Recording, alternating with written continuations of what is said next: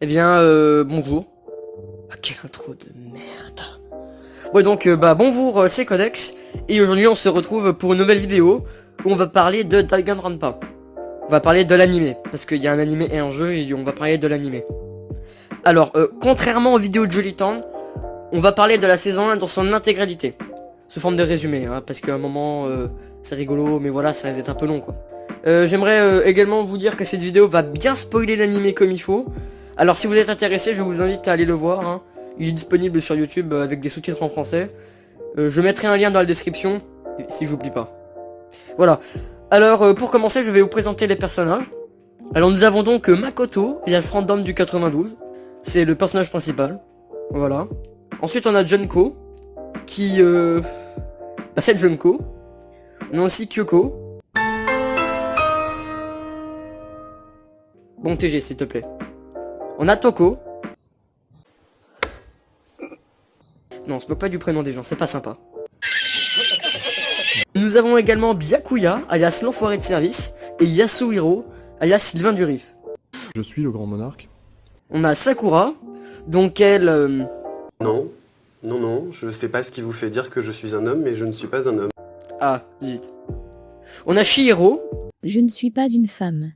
Mais c'est juste insupportable! Arrêtez! On a... oui, ça va durer encore longtemps. Céleste. C'est Céleste. Et on a aussi un général communiste.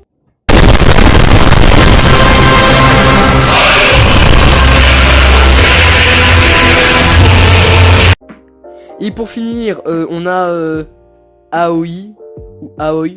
Moi je l'appelle Aseina parce que je sais pas comment on dit son prénom. RTC c'est triste. Alors c'est une nageuse qui aime les donuts. À un point où je me demande si la poudre pour les faire c'est de la farine. Et sinon c'est mon perso préféré. Voilà. Ah Ryan, espèce de... Tuez-moi s'il vous plaît. Alors bon, il y a encore 4 autres clampins à présenter, mais bon, globalement flemme. Mais on a aussi Monokuma, qui est le méchant de cet animé, et qui est littéralement un ours robot. C'est un petit ours robot, qui a des problèmes dans sa vie, voilà. Alors, quel est le principe de cet animé? C'est très simple. En gros, Monokuma est le directeur d'une grande académie. Pourquoi pas? Mais il y a que 15 élèves dedans. C'est-à-dire Makoto et ses potes. Pourquoi pas? Et les élèves doivent s'entretuer. Pourquoi pas? Après chaque meurtre, les élèves ont un temps pour enquêter avant qu'il y ait un procès. Bien sûr, le but de ce procès est de démasquer le tueur, évidemment. S'il n'y arrive pas, tout le monde se fait buter, sauf le tueur qui peut partir. Parce qu'ils sont enfermés. Mais s'il trouve qui est le coupable...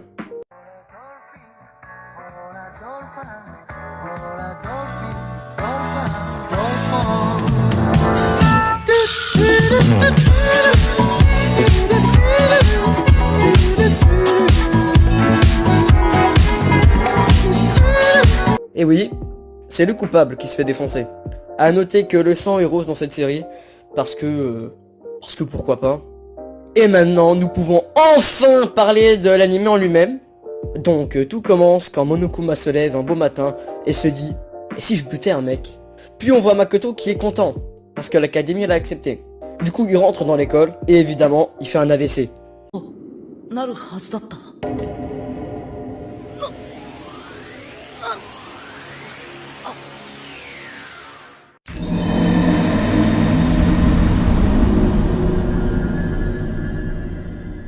Il se réveille, il est coincé dans l'école, il explore un peu, et il rencontre les autres. Monokuma arrive, il leur explique qu'ils doivent se buter entre eux, etc. Et ils se tirent. Makoto s'engueule avec un gars qui s'appelle Mondo, sauf qu'il ne tire pas de laser, et il se fait bolosser.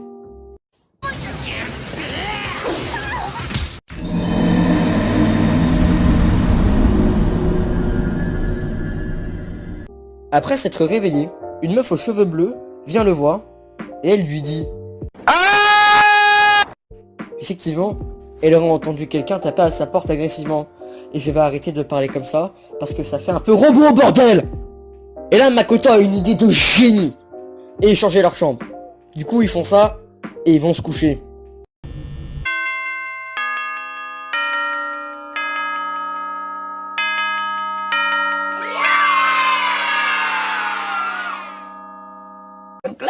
Y el bañador. Voy a la playa, había subido la marea. Et là tout le monde pense que c'est Makoto. Bah oui gros malin, on a retrouvé un cadavre dans ta chambre. Tout ça grâce à ton idée de génie. Bravo. Bravo. Alors, qui a tué cette fille? Bah c'est ce mec. Qui ne sert à rien. Bon bah du coup...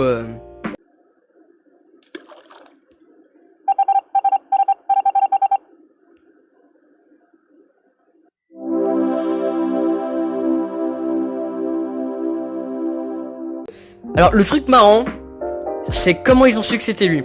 En fait la meuf, bah elle a marqué son nom sur un mur avant de mourir. Mais évidemment, hein, elle l'a pas marqué directement. Bah non.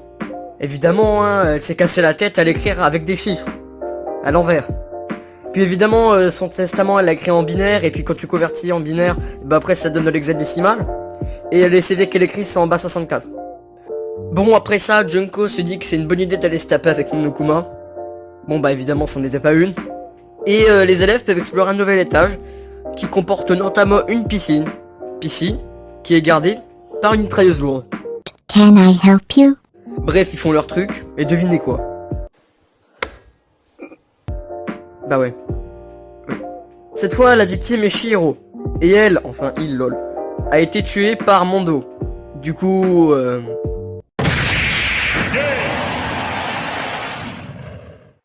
Et notre cher ami, qui ne tire pas de laser, se fait transformer en beurre.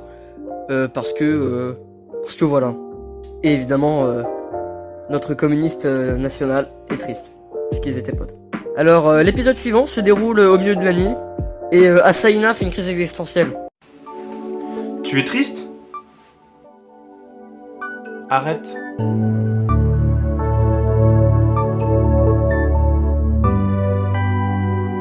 La pauvre. Bah oui, hein, elle commence à en avoir marre de voir ses amis se faire un petit peu trancher à la gorge parce que c'est rigolo 2 secondes. Mais ça pète les b... Alors elle décide d'aller chercher des donuts, car ça la déstresse. Bon, va falloir appeler un hôpital là, parce que bon, à un moment c'est plus possible. Cependant, une lumière verte attire son attention. Et là elle voit Shihiro. Alors en fait c'est pas Shihiro, hein, c'est un nouveau personnage nommé Alter Ego, et qui est une IA conçue par la vraie Shihiro, qui s'y connaissait beaucoup en informatique. Donc le matin, les autres élèves découvrent l'IA, qui leur dit « Je vais faire avancer le scénario, mais faut attendre un peu, parce que bon, à un moment, voilà. » Ah, et j'ai oublié de vous dire que Toko a une double personnalité et que c'est une psychopathe, mais bon, on s'en fout. Donc plus tard, Alter Ego disparaît, après que notre général préféré s'est transformé en Super Saiyan, et que ce mec soit devenu amoureux de l'IA. Allez les enfants, tous avec moi, c'est parti! La mécanophilie! Et là, nous assistons à un incroyable double kill de la part de Céleste. Bravo, c'était bien, c'était beau, c'était incroyable. Mais vu que c'est Céleste, et bah du coup... Elle pour toi! Bref, après ça, le scénario se dit que c'est le moment d'avancer. Alors, globalement, on apprend que dehors, c'est un peu le bordel. Et ça n'a rien à voir avec un quelconque coronavirus. Ton père, ta grand-mère, ta femme, Nous sommes... Mais on apprend aussi que Kyoko a trouvé une pièce secrète. Makoto décide de l'explorer. Il y découvre plein de documents. Mais on va dire que ça s'est mal passé. De la douleur dans mon cœur. Tout le monde est contre moi. Alors bah du coup il se fait marave. Et quand il se réveille, la pièce est vide. Du coup il se tire. Et globalement il découvre que Sakura est un espion. Mais il dit rien aux autres parce que il est un peu con, écoutez, je sais pas. Et le lendemain, Monokuma, gentil comme il est, le dit à tout le monde. Merci espèce de petit bâtard. Sakura dit que Monokona lui fait du chantage, ce qui est vrai, et elle se tire. Et là concrètement c'est un peu la merde dans le groupe. Parce que Asahina, qui accessoirement est la meilleure amie de Sakura, s'embrouille avec Random du 64, la psychopathe et ses mains du riff, et Makoto s'embrouille avec Kyoko, enfin bref quoi.